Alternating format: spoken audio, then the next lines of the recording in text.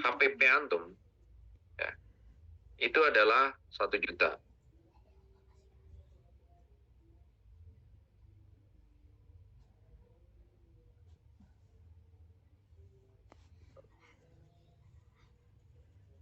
Nah, HPP antum adalah 1 juta.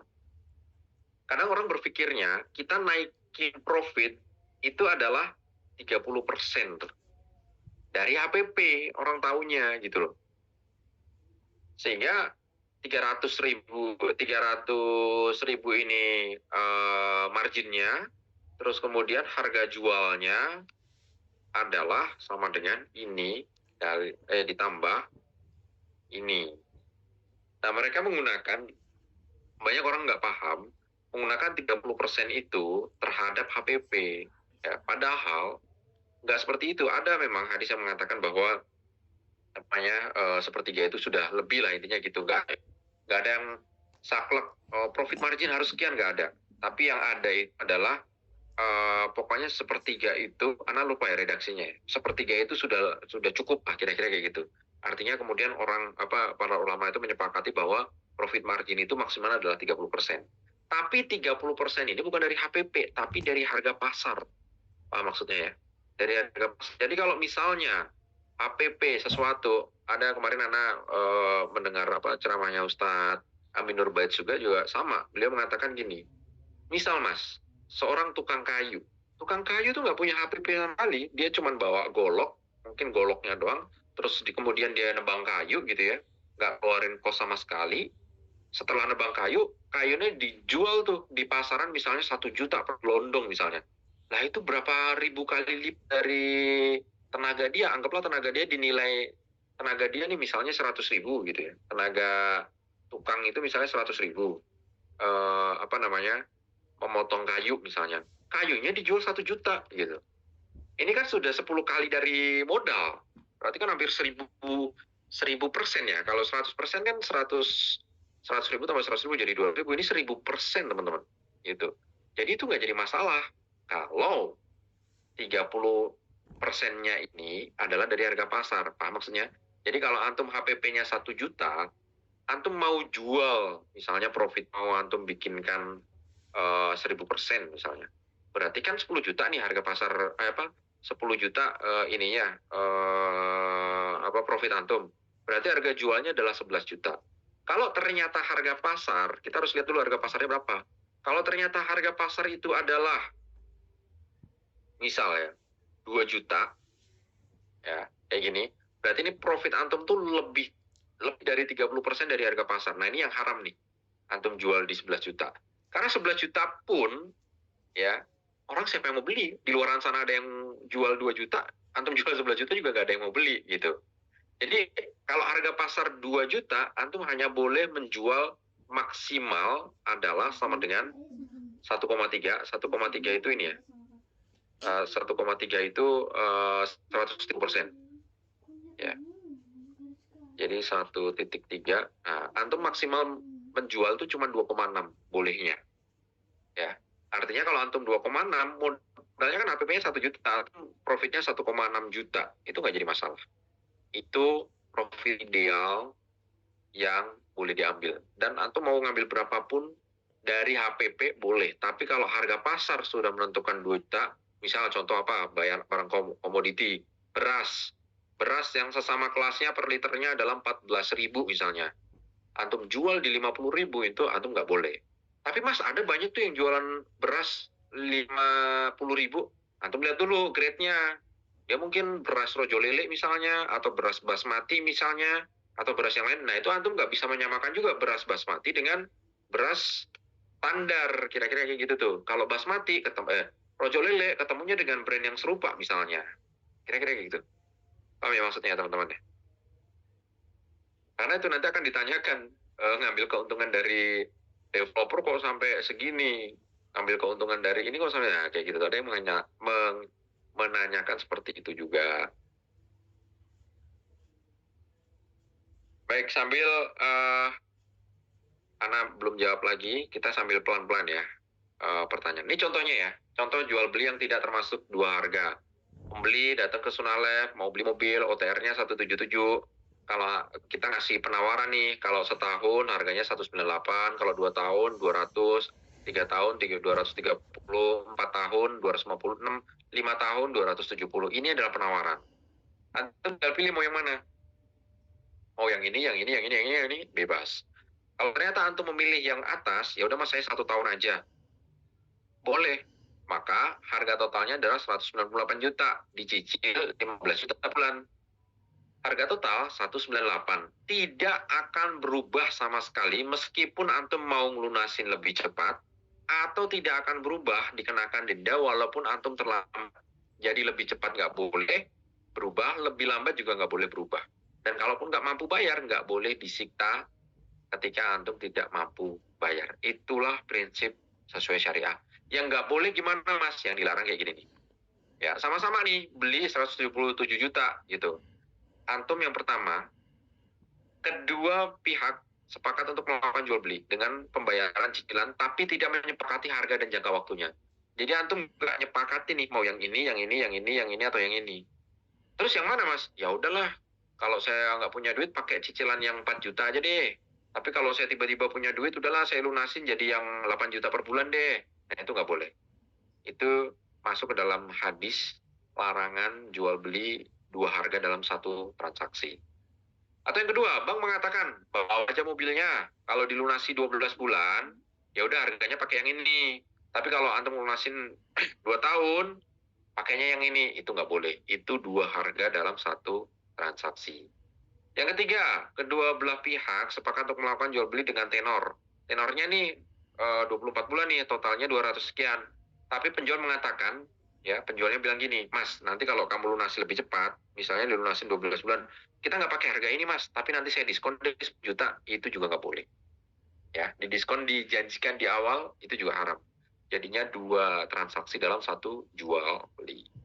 Simpel kan teman-teman? Kalau kita belajar tuh ternyata, oh gitu dong ya ternyata ya, kira-kira gitu.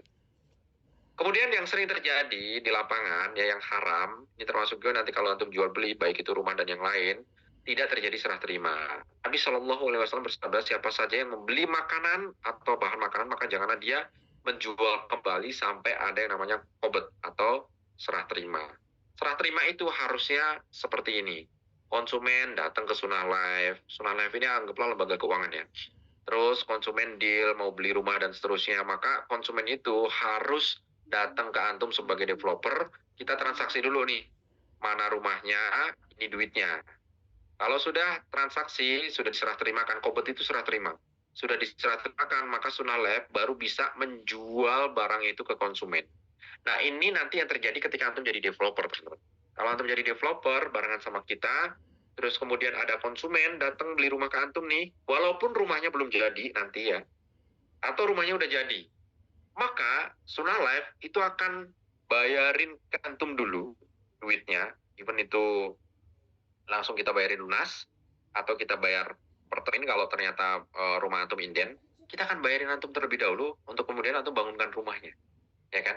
Begitu rumahnya udah jadi, duitnya udah kita bayar ke antum, full payment kita bayar ke antum, duit rumahnya antum kasih ke kita, baru kita akan jual ke konsumen. Kalau dia mau ke cicilan, kira-kira kayak gitu tuh. Sehingga di sini antum enak banget tuh. Kalau antum rumahnya inden, kita bayar per termin. Kalau rumahnya ready, kita akan bayar full payment. Itu solusi antum sebagai developer. Kira-kira kayak gitu.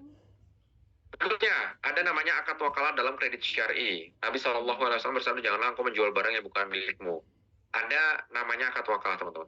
Akad wakalah itu gini, flow-nya. Nasabah datang ke bank.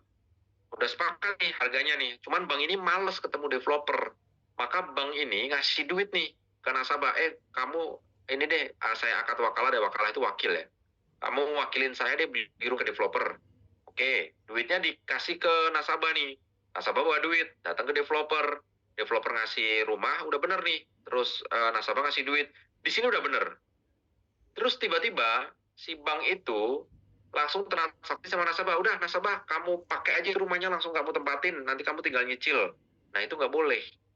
Kenapa nggak boleh? Karena ini, yang bener kayak gini.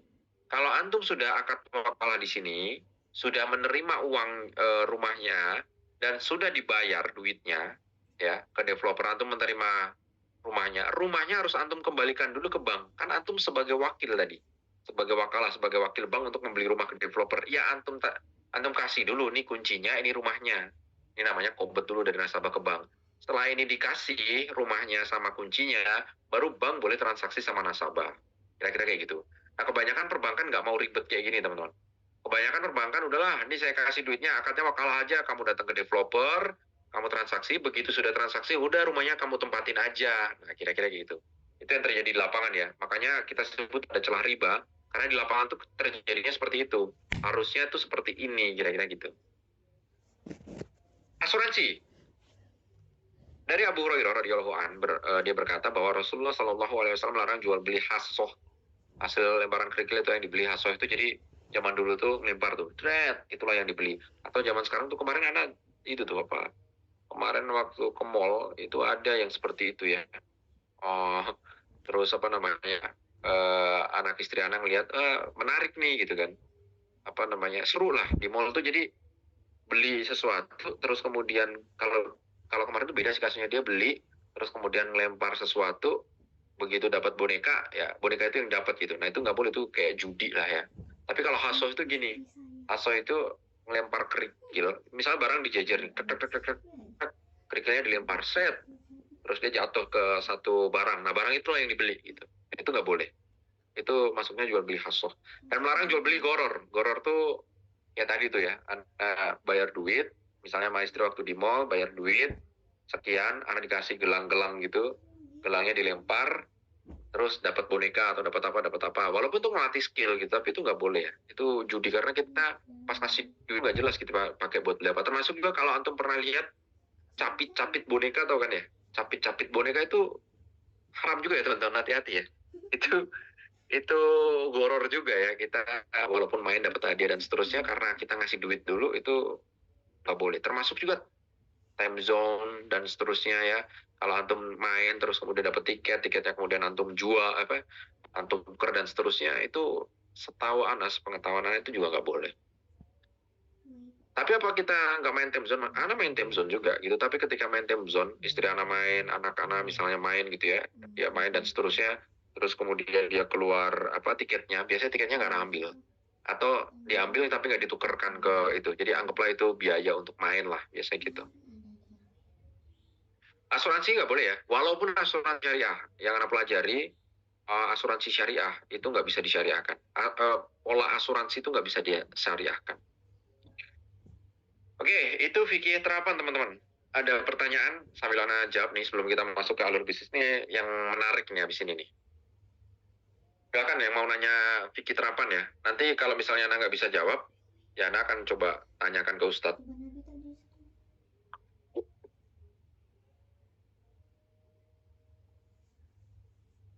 Izin bertanya Mas, saya melanjutkan usaha perumahan milik almarhum ayah saya, rahimahullah. Dan saya masih dibilang awam. Saya lihat akad pembeliannya sudah melalui bank syariah, oke?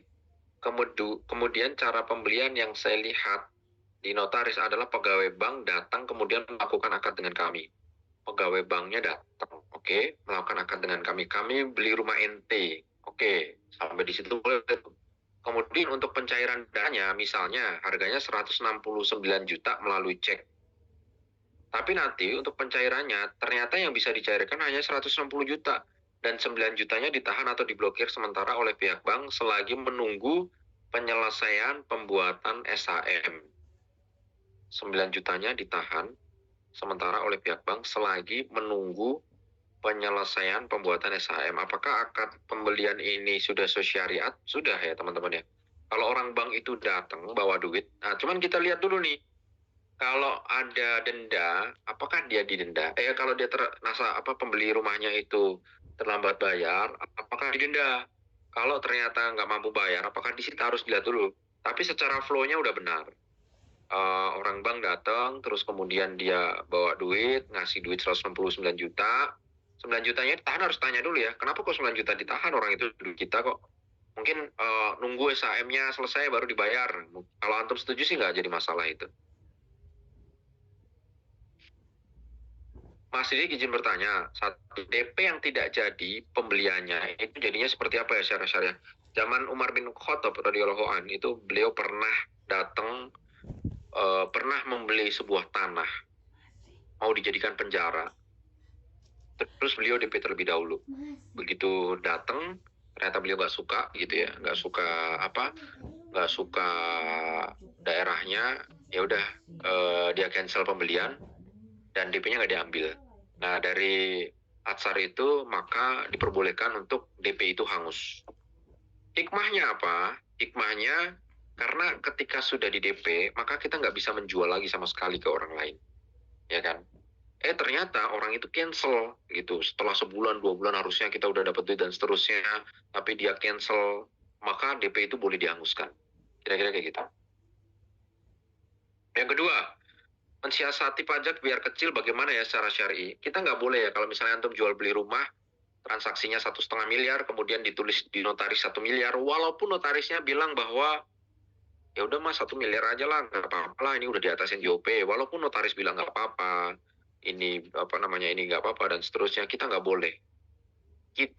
boleh memalsukan karena kita akan kena dosa berbohong dalam transaksi.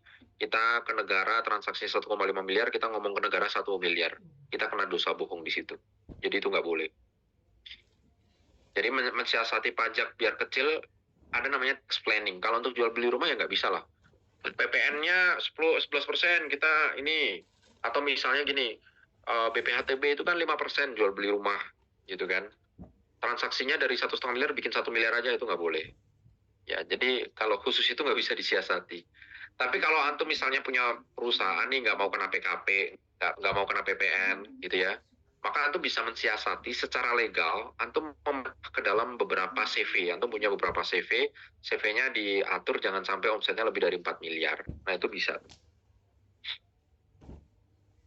Kapan mulai dihitung haul zakat untuk bisnis properti seperti ini? Mungkin ini kali ya, nisab kali yang antum masuk deh. Jadi nisab, Ana mengambil pendapat nisab itu yang 85 gram emas. 85 gram emas, anggaplah emas itu 1,3 lah, anggaplah nilainya 85 gram emas itu adalah 100 juta. Maka saat antum itu sudah punya tanah dan sudah punya bangunan yang antum niatkan untuk itu dijadikan jual beli rumah, saat itu juga antum sudah kena nisab. Nisab itu kan 83 gram emas, anggaplah setara 100 juta. Kalau ternyata antum punya rumah yang ready stock harganya 1 miliar, ya, maka saat itu juga antum sudah nisab tuh. Nah, nisab itu kan start awal ya. Dia harus haul dulu selama 1 tahun. Ya kan? Misalnya gini nih, antum hari ini transaksi ada satu rumah nih. Antum transaksi punya rumah, punya tanah ya, punya tanah, antum beli, ya, tanahnya jadi hak milik antum, kemudian antum bangun dan seterusnya, berarti saat itu juga antum sudah nisab tuh, ya kan, sudah nisab tuh. Tanahnya 1 miliar, terus kemudian itu antum beli cash tuh, tanahnya 1 miliar, terus kemudian antum bangun 1,5 miliar habisnya, tapi kalau dijual jadi 3 miliar, maka saat itu juga antum sudah nisab, tapi belum haul, ya kan. Ketika dia belum haul, maka kan nunggu dulu 1 tahun, 1 tahunnya 1 tahun hijriah ya, bukan 1 tahun samsiah. Jadi antum pakai 1 tahun hijriah, ternyata di bulan ke-9 rumah antum habis tuh.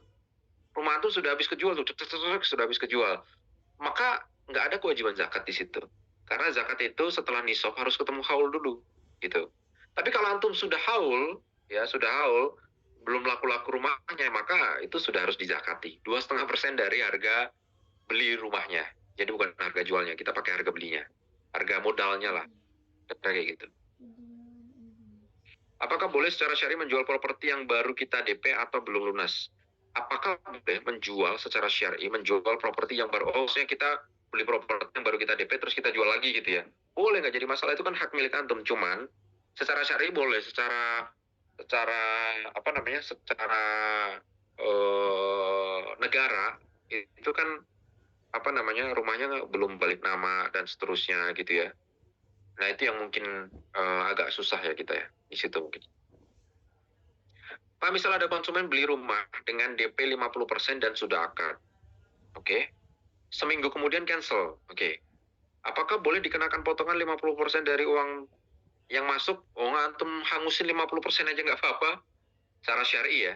Tapi secara manusiawi, secara negara, dan secara ini mungkin antum akan berhubungan dengan dituntut dan seterusnya. Kecuali antum sudah di klausul perjanjian itu sudah antum bilang kalau antum cancel, kami akan potong sekian. Bahkan dipotong 100% pun nggak jadi masalah. Kalau dia setuju, itu nggak jadi masalah. Secara syar'i tadi udah Anda jelaskan ya. Lalu Pak, saya mau tanya, jika dalam akad jual beli rumah, semisal dicicil dengan tempo 10 tahun, oke. Lalu di tahun ke-8, beli gagal bayar dan tidak bisa melanjutkan cicilan. Skema langkah selanjutnya bagaimana? Jual rumahnya. Ya, jual rumahnya yang dijadikan agunan. Kalau misalnya agunannya tanah lain atau rumah lain, ya pokoknya jual barang dia yang dijadikan agunan. Kemudian kalau sudah laku rumahnya, ambil sisa hutang antum, sisa hasil penjualannya kembalikan ke nasabah antum. Itu sesuai syariah seperti itu. Pak, misal saya punya perumahan dan butuh investor. Investor masuk 1 miliar. Saya kasih 2 rumah dengan harga HPP lebih sedikit. Terus saya bantu jualkan rumahnya dengan waktu 1 tahun. Keuntungan semua buat investor, dipotong fee marketing. Apakah ini diperbolehkan? Boleh, nggak jadi masalah ya. Kalau investornya, berarti kan sebenarnya investor itu membeli rumah antum tuh. Membeli rumah antum, 1 miliar, antum kasih 2 rumah, berarti dia beli 2 rumah kan. Beli 2 rumah di kafling antum lah, kira-kira kayak gitu. Kalau investor mau nggak jadi masalah. Tapi nanti pas penjualan ada potong fee marketing, nggak jadi masalah juga. Di kampung Ana ada kalanya transaksi pinjam menggunakan emas. Misal Ana pinjam 10 gram emas setahun, nanti pas bayar 10 gram juga, regardless harga rupiahnya. Enggak jadi masalah Pak Firman. Malah yang paling enak itu minjemin emas ya, karena biar transaksi antum nggak turun. Rupiah antum nggak turun. Pak, misalnya saya punya rumah beserta sertifikat, mobil, dan beserta BPKB.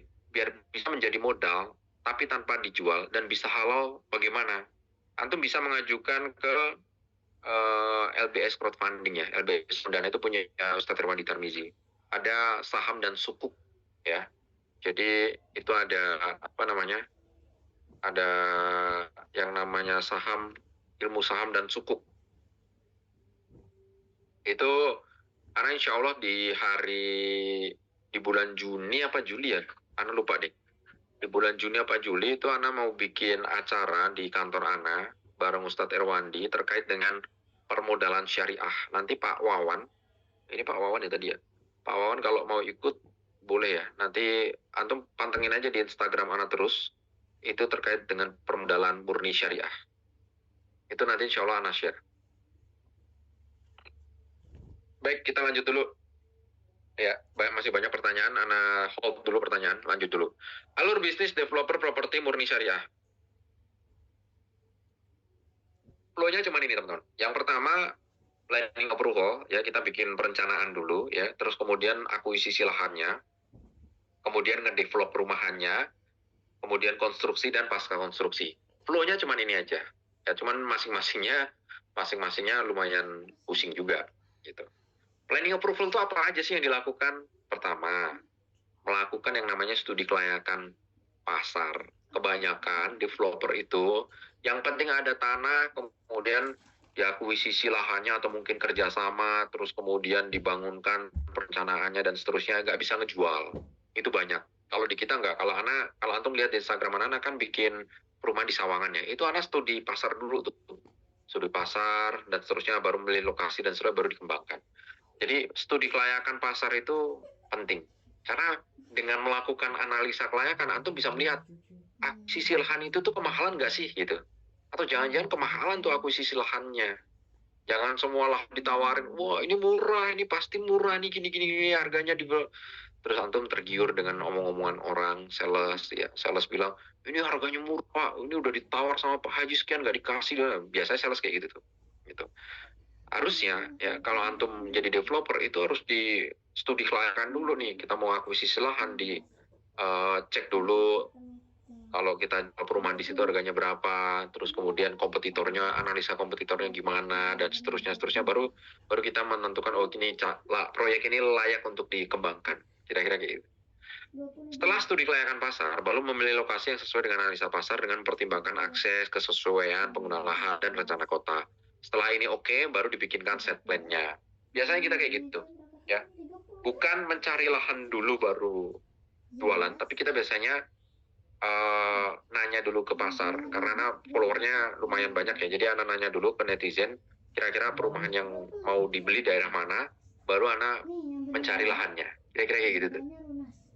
Itu yang insya Allah bisa membuat kita belanja lebih kencang.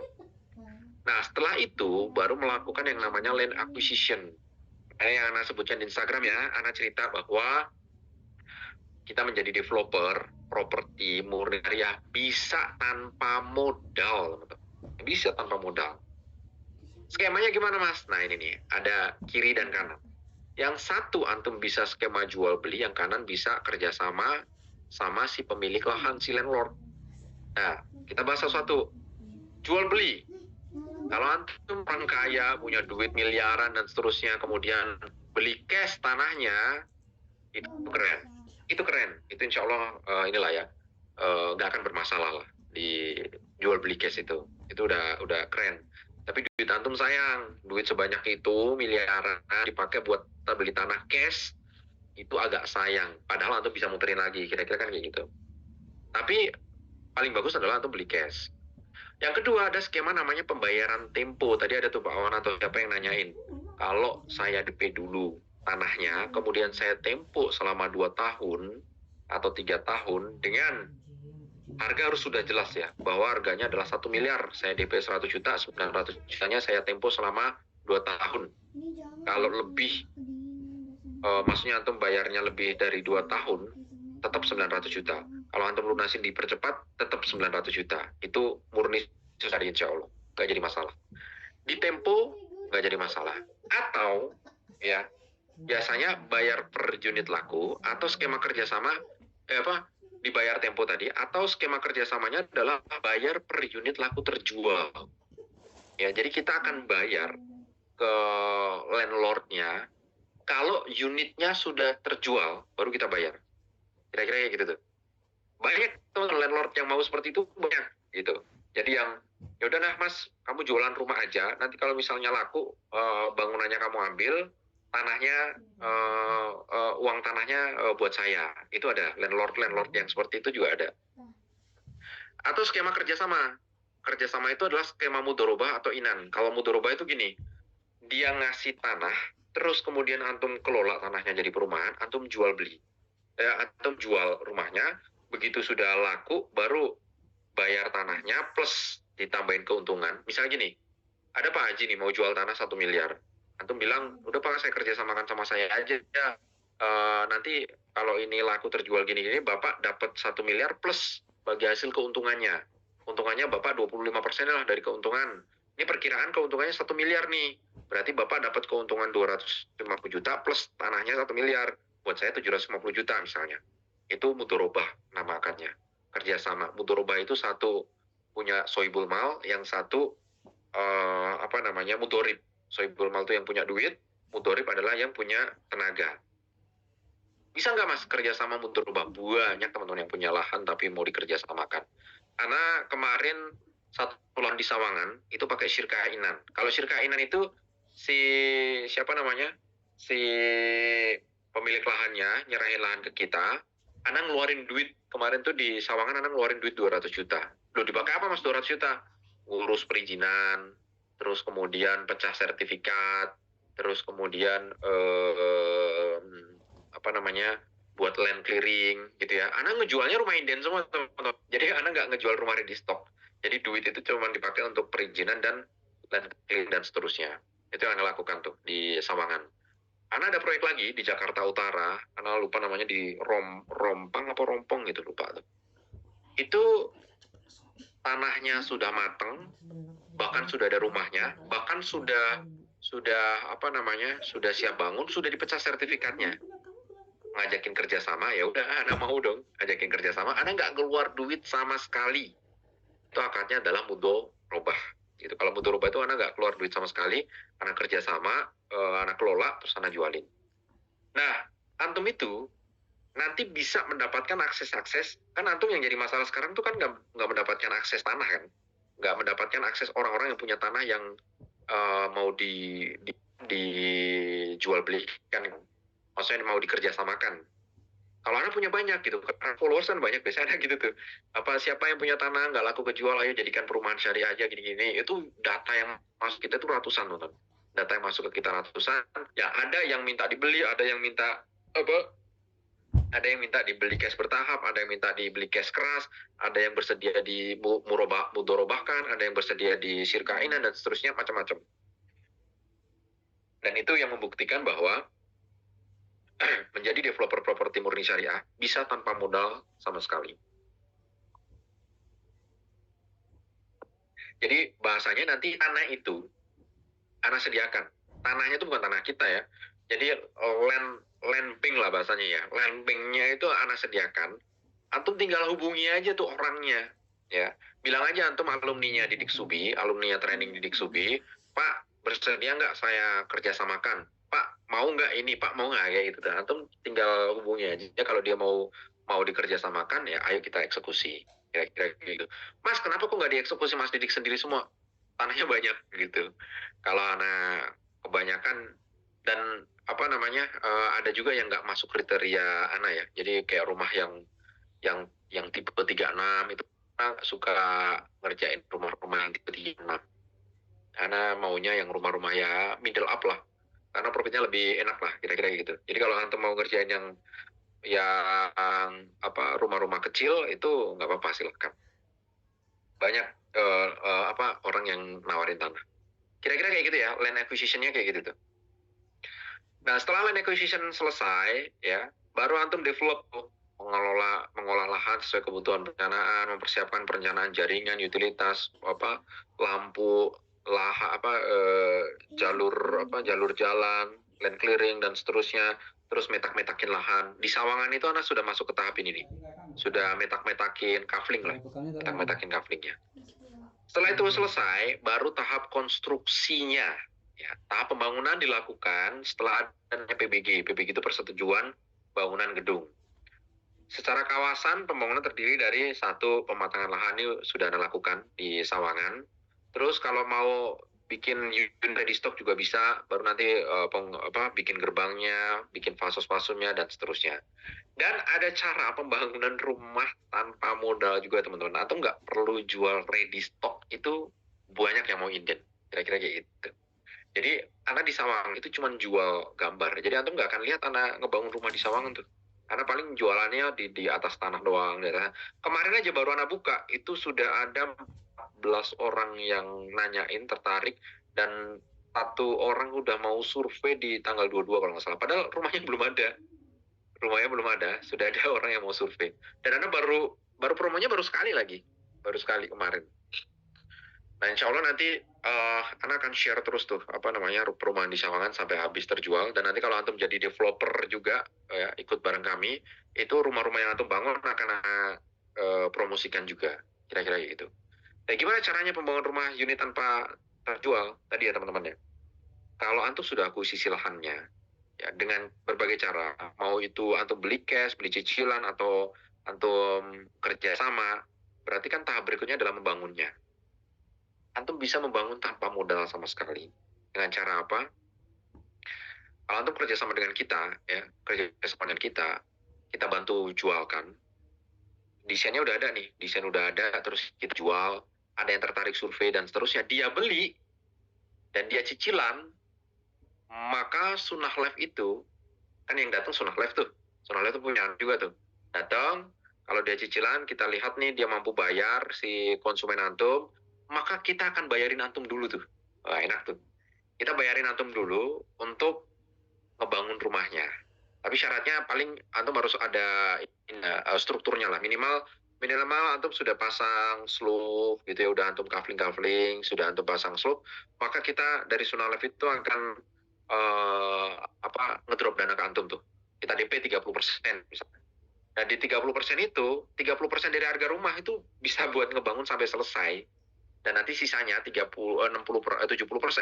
itu buat bayar tanahnya sama dipakai buat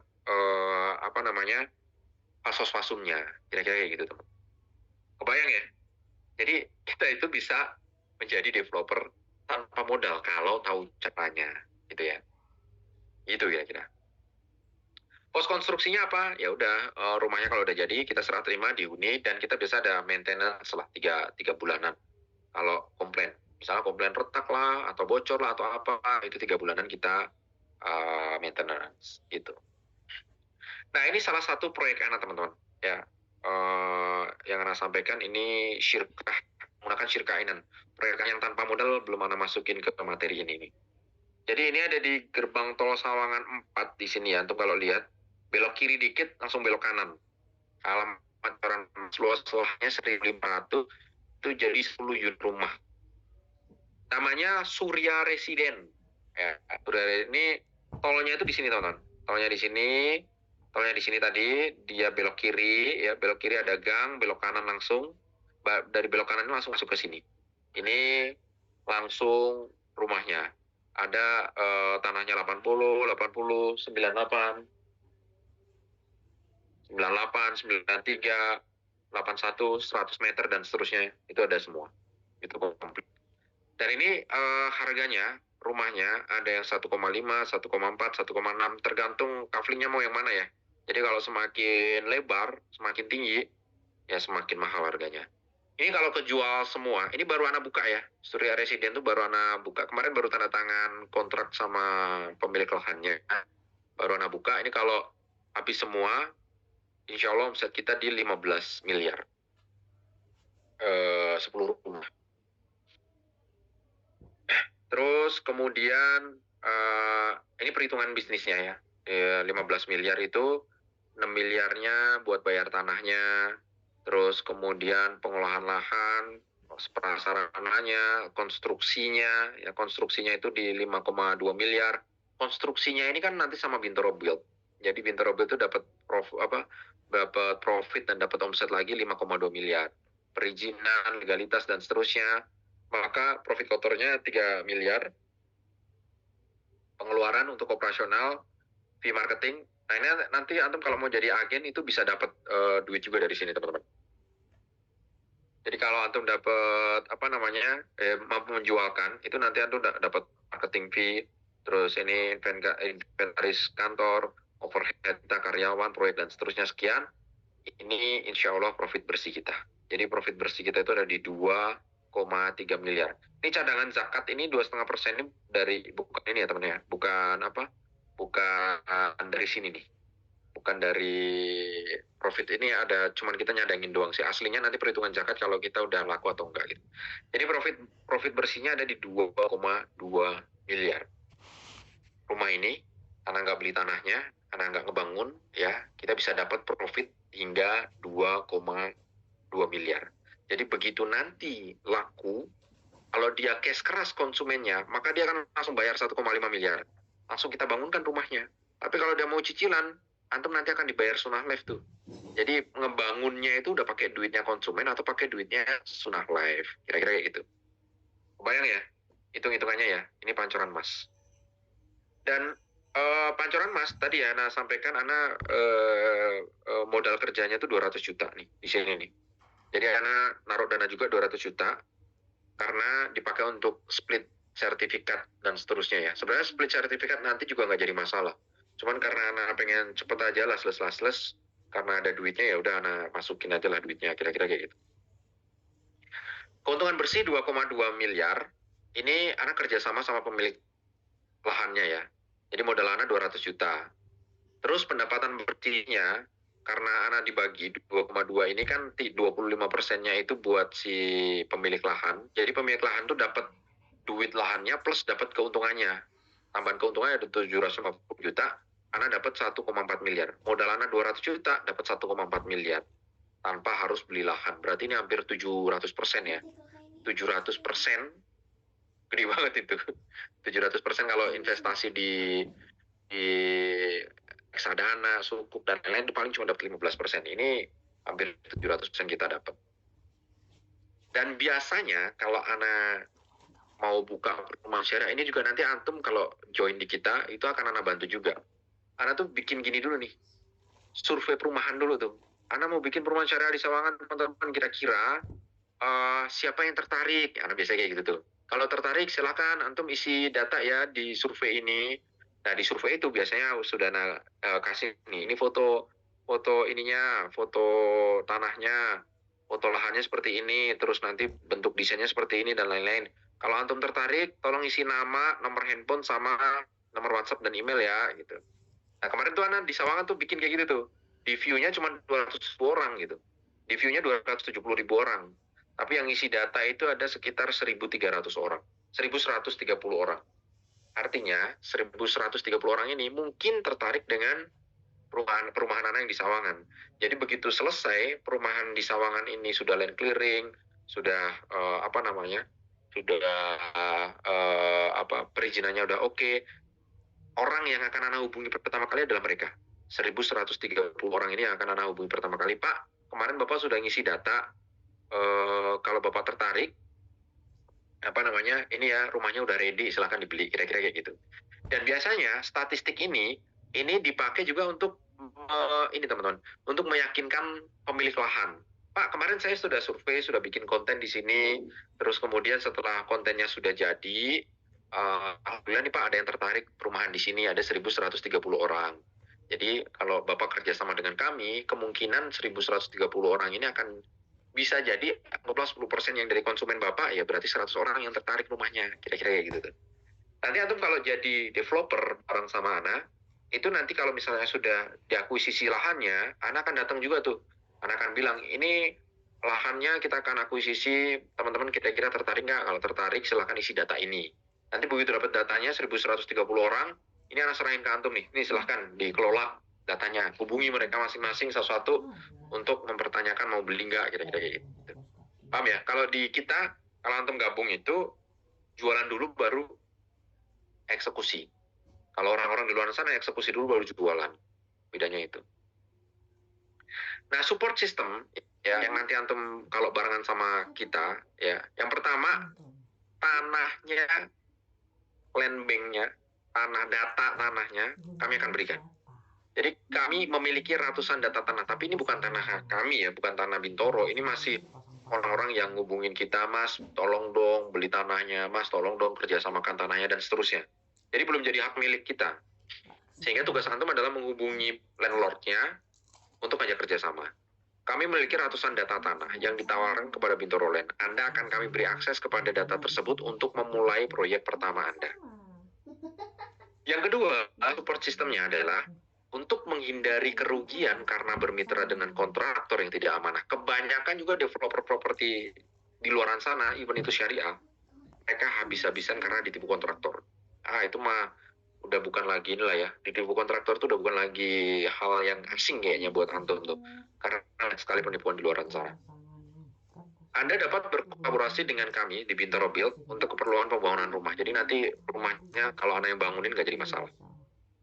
Yang ketiga, kebanyakan orang developer, tanahnya ada, pembangunan ada, tapi dia nggak bisa jualan. Nanti insya Allah semua channel Anda, followers Anda 1,3 juta, bentar lagi 1,4.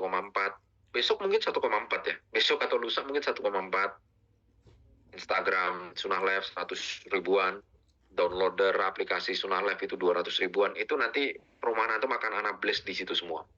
Harusnya banyak yang tertarik, kira-kira kayak gitu. Dan Ana kan juga punya sistem keagenan ya. Agen perumahan syariah itu ada ribuan lah yang sudah join. Dan mereka juga akan kita share untuk mereka menjualkan perumahan antum. Kalau orang atau konsumennya pengen cicilan syariah, nanti support sistemnya dari kami. Mayoritas pembelian rumah di Indonesia 60-70% itu pasti cicilan. Dan kita siapkan cicilan syariahnya dari Sunnah Life untuk mempermudah transaksi rumah antum nanti. Calon pembeli, kami memiliki ratusan data preferensi rumah dari calon pembeli yang dapat digunakan untuk mengirimkan materi promosi. Jadi data-data itu yang 1.100 itu nanti akan kita bantu blast ke mereka. Bahwa ini lo ada perumahan syariah di sini, ini ada perumahan syariah di sini, kira-kira kayak gitu. Itu support sistemnya. Ini contohnya data tanahnya teman-teman. Sampai saat ini ada 200 data tanah yang masuk ke aplikasi Ana ya. Jadi ini komplit ya, nama, nomor telepon, emailnya, kota, lokasi, desa, sertifikatnya, harganya berapa, luasnya berapa, harganya berapa per meter, dan seterusnya. Itu ada semua komplit. Nanti insya Allah data ini yang akan Ana share ke Antum bisa buka kapanpun. Dan kalau Antum mau kerjasama dengan si pemilik tanahnya, nomor handphonenya sudah ada, Antum tinggal bilang, Pak, mohon maaf saya dari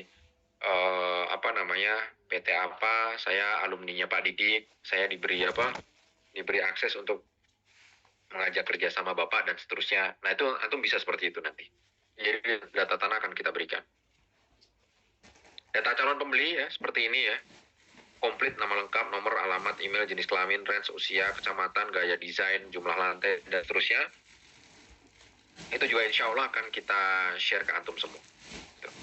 Nah, itu teman-teman materinya.